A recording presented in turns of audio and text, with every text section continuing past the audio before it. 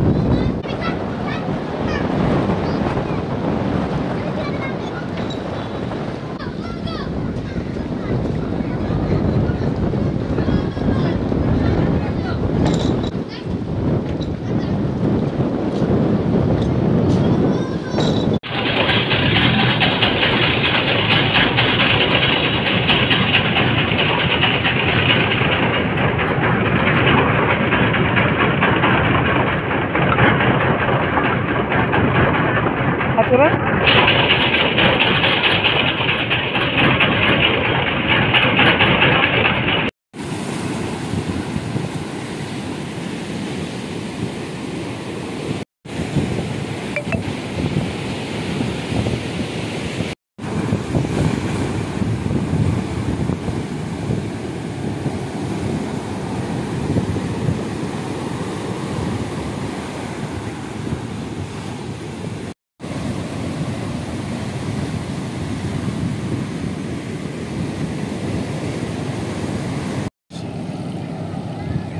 Tadi sebenarnya short tuh dah hebat anak ada.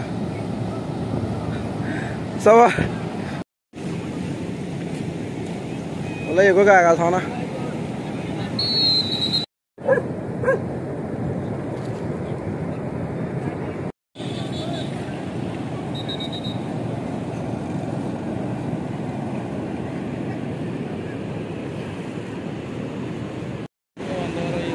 Ya itu nih.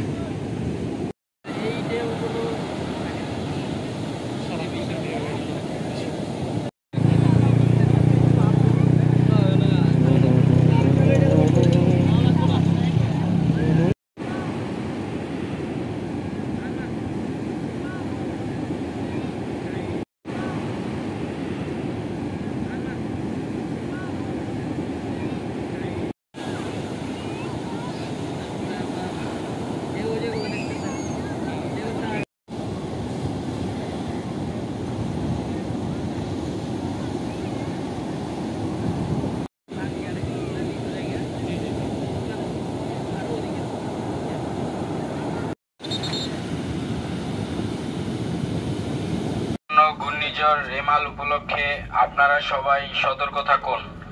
ঘূর্ণিঝড়ের আগে ঝড় চলাকালীন সময়ের জন্য যে সমস্ত প্রস্তুতি নেওয়া প্রয়োজন সেই সকল প্রস্তুতি গ্রহণ করুন। ঘূর্ণিঝড় একটি জরুরি ঘোষণা, ঘূর্ণিঝড় রেমাল উপকূলের দিকে ধেয়ে আসছে।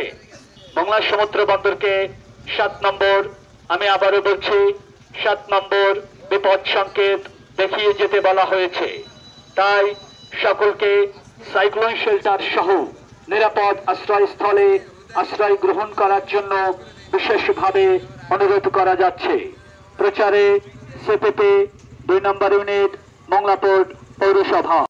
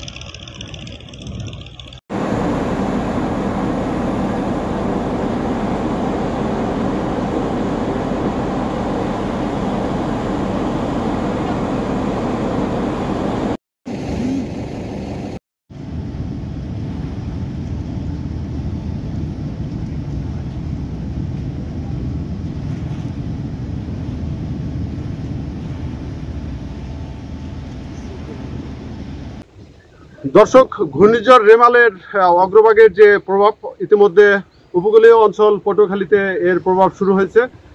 আপনারা জানেন এবং আমরাও জেনেছি যে এই ঘূর্ণিঝড়টি পায়রাপুর থেকে প্রায় 295 কিলোমিটার দক্ষিণে অবস্থান করছে এবং সন্ধ্যা নাগাদ এর আঘাত হানতে পারে এই উপকূলে।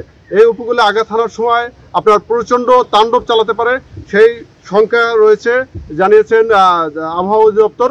তো আমাদের সেই জানমালের ক্ষতি যাতে না হতে পারে উপকূলের মানুষের, সেজন্য জেলা প্রশাসকের পক্ষ থেকে সেই আশ্রয় কেন্দ্রগুলো খুলে দেওয়া হয়েছে এবং তার পাশাপাশি যত স্কুল কলেজ আছে সবগুলো প্রস্তুত রাখা হয়েছে যাতে সিডোরের মতো এই উপকূলের মানুষের কোনো জানমালের ক্ষতি ওই রকমের না হতে পারে।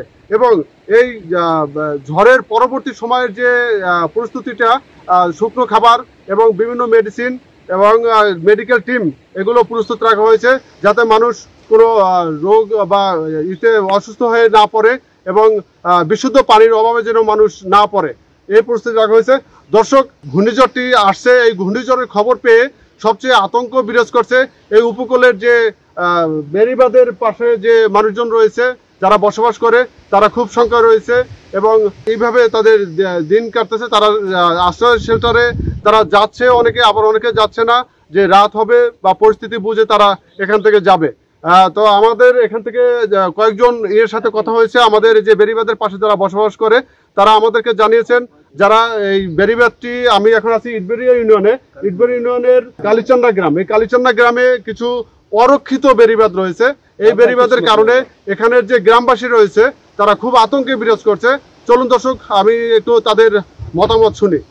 বন্যায় আন চাষা বহু কম কি পোলাফান লই কোনখানে যে যামু যাউন জায়গা নাই, বহু ভয়াবহ আছি, ঘর দুয়ার ভাঙ্গা দেন নদীর কূলে দেন, এই পানিতে ঠেলা দিচ্ছে, কোনো কথাই নেই। কোনো যামু যান বহু দূরে যে হ্যাঁ এই রাস্তা দিয়ে যাইতেই না, বুঝলেন চাষা। এই অবস্থা এখন আমরা কোথায় যাবো, ঘুরে গাড়ি লইয়া এই দুয়ারে পাকও করেন না, ধরে ঠেলাম নগর কমুকি পাক যে করম কই না, কোথায় ছাড়িবা কোন দিক যাম, এই অবস্থায় পুষছি এখন। এভাবে আমাদের জীবন খুব কষ্টের ভিতরে আছে, বাচ্চা কাচ্চা স্কুলে যাইতে পারতেছে না। এই যে জোয়ার আসছে, এখন পানি ওভারে এই পেশে পড়বে। আমরা এখন ভয়ভীতির ভিতরে আসছি, আমরা এখন ভয়ভীতির ভিতরে আছি। এই পাক করতেছে, হঠাৎ করে চুলায় পানি উঠে দিবেন, তারপর আমরা কি করতে পারি? একটা মানুষ অসুস্থ হইলে হ্যারে নিয়ে যে যামু, একটা জাইলেন না টলার আইন নিয়ে এরপর আমাকে লইয়া ওভার ওটা লাগে, হ্যাঁ লইয়া আর কোনো জায়গায় যাইতে পারি না। এখন আমরা চাইতেছি যে আমাদের এই সাইড বেরিটা জানি ঠিক হয়, মজবুত হয়, এই অবদাটা জানি আমাদের মজবুত হয়, পানিটা জানি আমাদের ভিতরে না আসতে পারে। এই সময় সিডুর গেছে, আমফাল গেছে, এই বন্যা এই রাস্তাগুলো হয় না এখন পর্যন্ত। এই বাদনা কিসমতের রাস্তাটা হয় নাই, অন্যান্য রাস্তা হয়েছে কিন্তু এই বাদনা কিসমতের রাস্তা হয় না আমাদের এই বেরিবান্ধা। খালি আশা দেয় আর কিছুই না, কইতেছে হইবে হইবে হইবে, কিন্তু হইতে আসে না রাস্তাটা। কেন হয় না আমরা জানি না।